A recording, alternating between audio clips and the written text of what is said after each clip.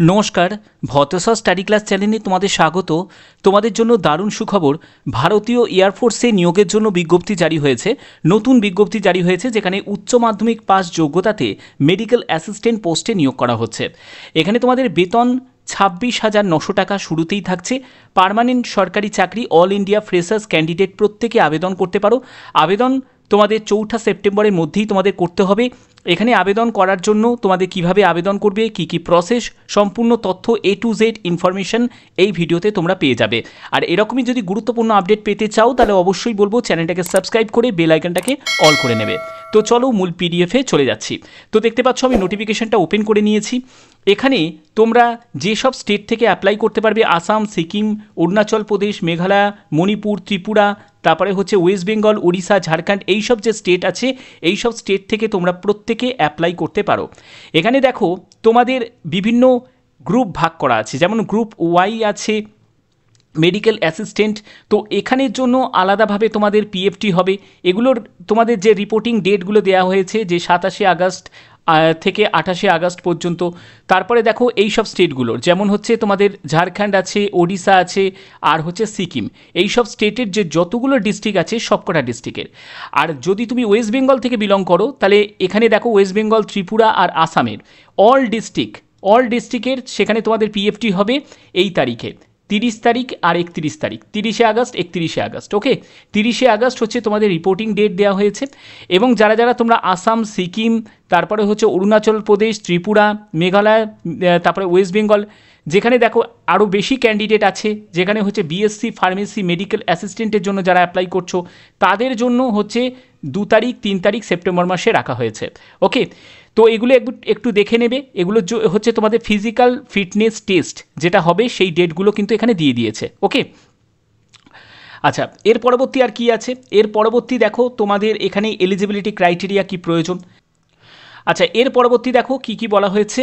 এর পরবর্তী হচ্ছে তোমাদের এখানে মেডিকেল অ্যাসিস্ট্যান্ট ট্রেড আছে, এবং মেডিকেল অ্যাসিস্ট্যান্ট ট্রেডের মধ্যে দুটো ভাগ আছে, একটা হচ্ছে উচ্চ মাধ্যমিক যোগ্যতা আর একটি হচ্ছে তোমাদের ডিপ্লোমা, বিএসসি যারা ফার্মেসি নিয়ে করেছে তাদের ক্ষেত্রে।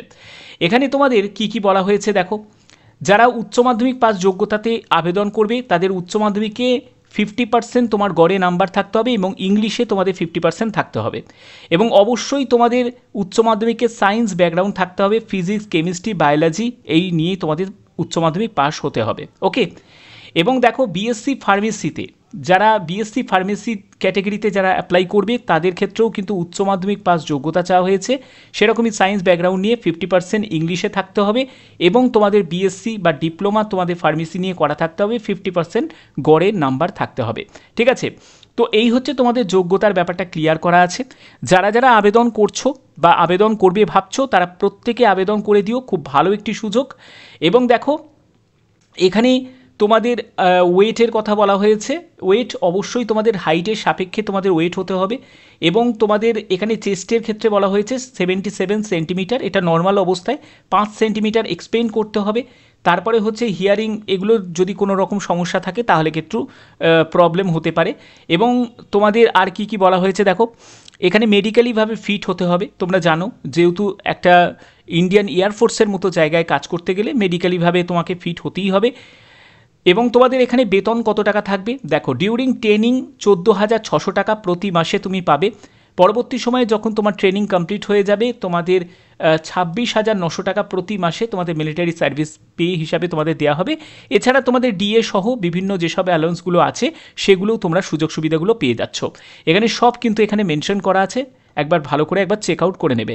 সিলেকশন প্রসিডিওর কি থাকছে, সিলেকশন প্রসিডিওরের জন্য তোমাদের ভেরিফিকেশন অফ এলিজিবিলিটি, যেখানে তোমাদের অরিজিনাল যেসব এডুকেশনাল সার্টিফিকেট আছে সেটা হলো মাধ্যমিকের সার্টিফিকেট, উচ্চ মাধ্যমিকের সার্টিফিকেট, মার্কশিট, সেগুলো সবই তোমাদের চেক করা হবে।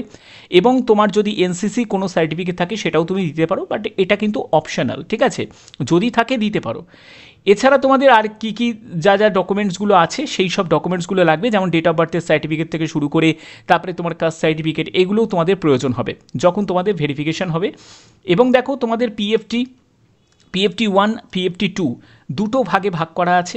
এখানে তোমাদের এজ লিমিটের ক্ষেত্রেও কিন্তু এখানে ব্যাপারটা ক্লিয়ার করা আছে। এবং দেখো পিএফটি 1 ক্ষেত্রে কি বলেছে দেখো,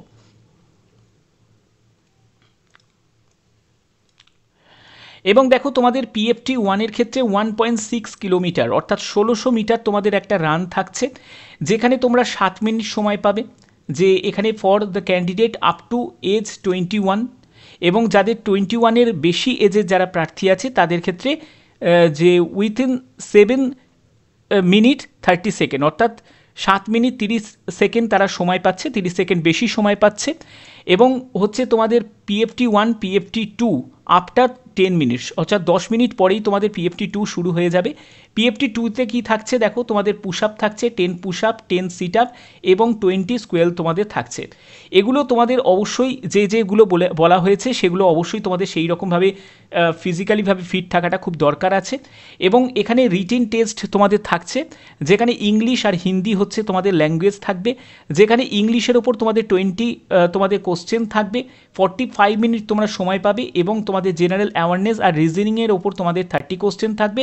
এগুলো তোমাদের সেপারেটভাবে অবশ্যই তোমাদের কোয়ালিফাই করতে হবে, মানে ইংলিশ, রিজনিং অ্যান্ড জেনারেল অ্যাওয়ারনেসের ওপর তোমাদের কোশ্চেন থাকবে।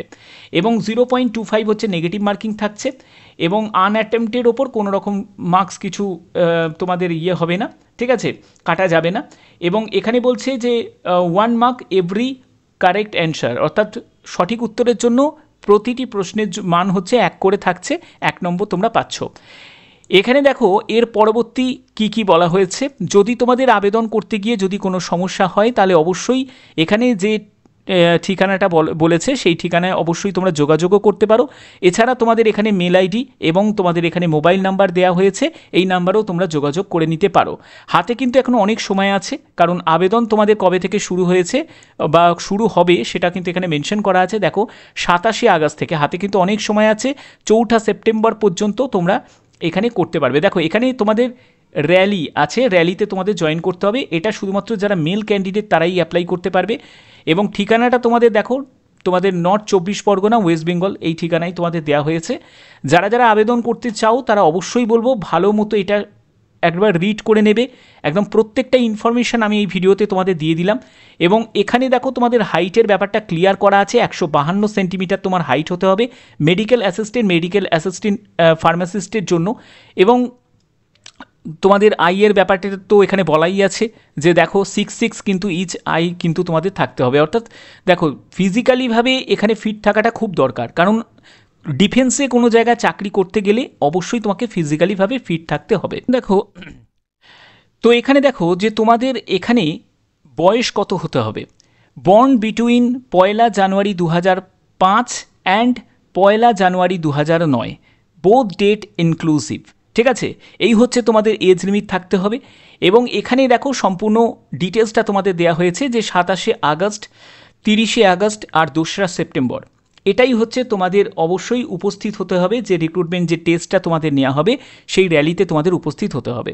এগুলো সবই কিন্তু এখানে ঠিকানাটাও তোমাদের দেওয়া আছে, only candidate fulfilling the domicile required, যেখানে বলেই দিয়েছে যে এয়ারফোর্স স্টেশন ব্যারাকপুর।